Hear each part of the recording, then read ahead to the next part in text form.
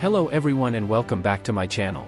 Here at the Vocational Expert Views channel we look at disabilities and how they affect individuals like yourself.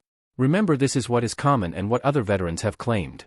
I have a video of a United States Army veteran and retired VA rating specialist, discussion how he did things coming soon. So, yes, you guessed it, I have another VA headbanger where I'm dropping VA nuggets. VA claims process updates. Today's video I am going to be discussing what the conditions that a VA rater for veterans claims on secondary to PTSD and how to win at the end. Make sure stick around. Alright everyone, before we get into today's video, make sure you hit that like, subscribe, and notification button so you can get notified when I upload a new video. Remember, this is what is common and what other veterans have claimed. As a vocational expert, I am not advocating that you claim things that aren't true. But these are what others have claimed. Now, what conditions do veterans claim and possibly, can't guarantee that you'll get service-connected but possibly get service-connected, but several former VA raters have seen veterans get service-connected for some of these, whether they went out and got their own private DBQ or they went to the C&P exam. Now, I'm no medical examiner, so make sure you do your due diligence and go out to Google and do some searches and find studies that were done. PTSD. Individuals may develop PTSD after being exposed to a traumatic event such as combat experiences for veterans, but also a motor vehicle crash or sexual assault. Symptoms of PTSD may include nightmares, intrusive thoughts, or other re-experiencing phenomena, the avoidance of situations that remind the person of the traumatic event, a feeling of numbness or being socially detached from family and friends, and hyperarousal, for example, feeling angry, irritable and on edge, or having difficulty concentrating. Hyperarousal or hypervigilance includes a rapid and pronounced reaction to stressors which may lead to a preoccupation with signs of threat and emotional distress. Persons with PTSD may have other challenges such as difficulties with employment, relationships, or other health conditions, for example, depression, alcohol abuse, or drug dependency. Effective psychological and medical treatments for PTSD include group or individual psychotherapy, for example, cognitive behavioral therapy, and pharmacotherapy such as the use of selective serotonin reuptake inhibitors. Cognitive behavioral therapy helps patients to address their traumatic memories and distorted cognitions, for example, by providing education about the nature of PTSD and stress responses and helping the individual with the integration of the traumatic event. Sleep apnea. So the first condition, sleep apnea. Now I will tell you this, if you go to a C&P exam, and I even seen this 99% of the time they say no. During my time as a vocational expert, I only seen one VA examiner say yes, and she actually provided medical literature, some studies, But now a lot of third-party C&P examiners are saying no, So a lot of veterans are going out getting their very own DBQ. Next statements. The doctor is making sure they do it the right way, meaning complete the DBQ and Nexus the right way. They go and get the medical studies that were performed and list those not only in the remark sections of the DBQ but the Nexus letter as well. I guarantee y'all didn't catch that nugget. The doctor lists the medical studies and medical literature connecting the two in the remarked sections of the DBQ and in the Nexus letter, normally under the rationale in the Nexus letter. Let's keep going. Cardiovascular conditions. Number 2, heart disease or hypertension or maybe some other cardiovascular condition. Especially hypertension, I seen that not a lot but more than any other cardiovascular condition. Maybe the veteran just so stressed out now it's caused them to have some type of hypertension and affecting them physically.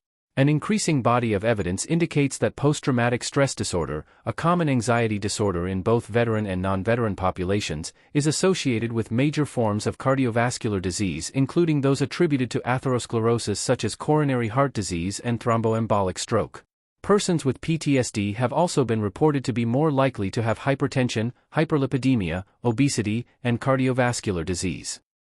These findings are important to the field of cardiology since coronary heart disease may develop over time as a result of hemodynamic factors, for example, elevated blood pressure with turbulence and shear stress within coronary arteries, hyperlipidemia, and events such as the rupture of atherosclerotic plaques and thrombus formation. Cardiovascular alterations associated with autonomic arousal and cardiovascular health outcomes have long been reported to be associated with PTSD or wartime traumatic exposure. The results of these studies indicate that PTSD can result in important neurobiologic and psychophysiologic changes. A quality vocational expert can help you measure the effects of PTSD and how it causes your unemployability. So again, I'm no medical professional, you have to go out and talk to your medical professional so they can make that connection for you, because guess what, they're the experts. I'm just giving you the information. Let's keep going. Number 3, gastrointestinal conditions, maybe some stomach problems. Irritable bowel syndrome is very common, but there are others. So again, there's some research you can do as the veteran I feel you need to do, especially before you go and see your doctor, or even if you're claiming this condition, it wouldn't be a bad idea to find some medical studies if you're in that CNP exam and the doctor says, okay John Doe or Jane Doe, you have anything you like to add before we wrap it up? Sure doc, hey I got a couple questions. I pull this medical literature. These medical studies that were done stating that say GERD okay, GERD can be caused by service-connected PTSD or maybe another mental condition. Maybe you have to put them on the spot and show it to them. That could tip the edge in your favor, because now they know that you know there is medical literature out there of medical studies that were performed that connected, showing a connection between the two. Now I know you're probably saying, hey, I shouldn't have to do all that. No, you shouldn't, but if you want these benefits for yourself and your family, you might want to take the extra effort and go out and do it, okay? Remember, oftentimes in life you have to make the financial and time investment to get what you want and need. I know we all want the free route, but free is the most expensive word and condition, because free means it may not happen, free means it could take months, years, decades. How many veterans do you know, or maybe it's you, that spend over a decade waiting on the free route? There is a heavy cost for free. You either pay it over time and it's expensive, or you can put in the financial investment and time, and make the money up front. So number 4, fatigue, chronic fatigue syndrome, okay. So again, these may seem a little bit far-fetched, I'm pretty sure, for some veterans, but I've seen this, so if this is an issue, talk with your medical professionals. Data from primary care and community samples suggest higher rates of post-traumatic stress disorder among individuals with chronic fatigue syndrome. Several studies have also demonstrated an elevated rate of PTSD in individuals with CFS, with rates ranging from 18% to 29%.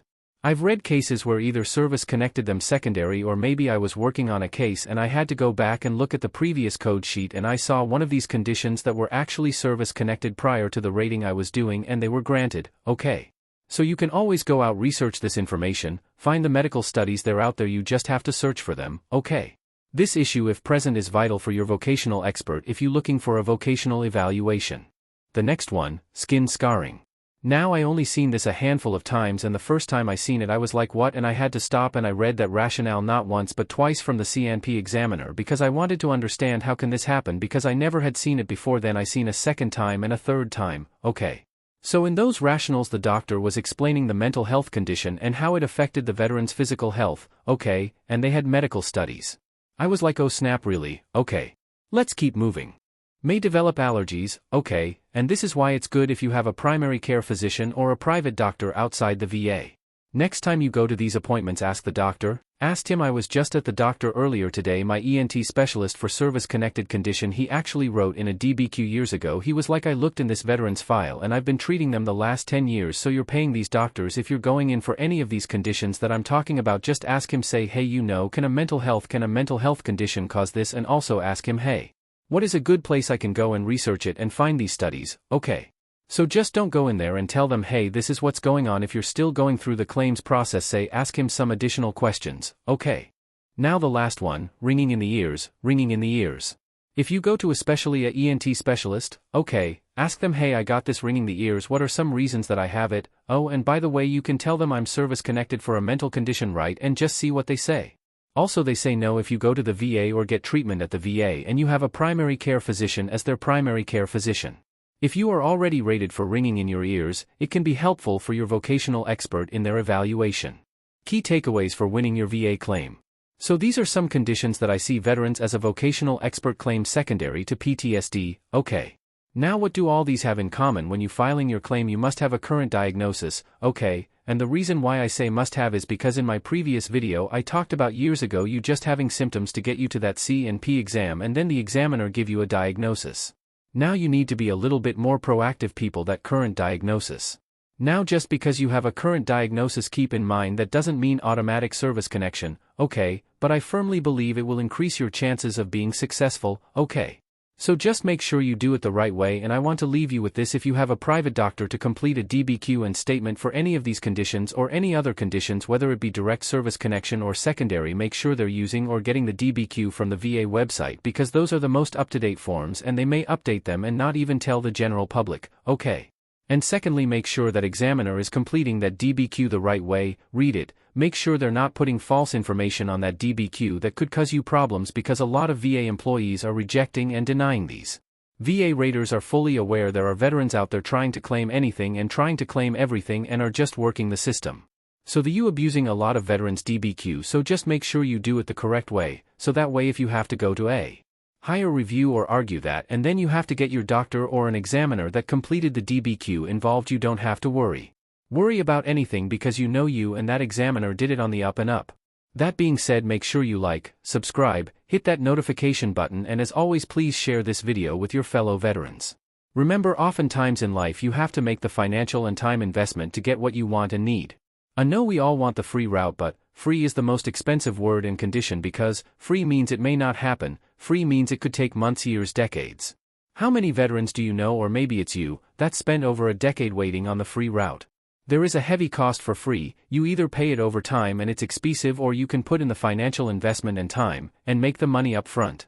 Fellow veterans, you've just learned how to determine if you have medical issues that can be secondary to PTSD, and how to manage your CNP or DBQ exam and claim conditions like sleep apnea, hypertension, or chronic fatigue secondary to PTSD. This is for increasing your VA disability rating. Many veterans are seeking TDIU now because it means getting 100% disability now, while they are still working on increasing their VA rating. TDIU does pay 100% now, and it doesn't limit your ability to get 100% disability on other filings. But here's the hard truth: thousands of TDIU claims are denied yearly because veterans struggle to prove unemployability alone. Or why let stress and missed evidence cost you the 100% benefits you've earned? Vocational evaluations are your game changer. They turn your PTSD-related struggles, fatigue, anxiety, or physical health issues into a rock-solid case for TDIU. Here's how: email ve.3report@gmail.com with TDIU in the subject, or text 404-735-6900 for a personal consultation. Our experts will review your medical records, assess additional testing needs, and deliver a vocational evaluation report to prove your inability to work. What's stopping you from securing your TDIU benefits today? Any PQ solution-oriented question? Don't wait, act now. Contact us at ve.3report@gmail.com or 404-735-6900. Your family, your future, your victory depend on it. Like, subscribe, share this with your fellow vets, and let's win together. Thank you, and God bless.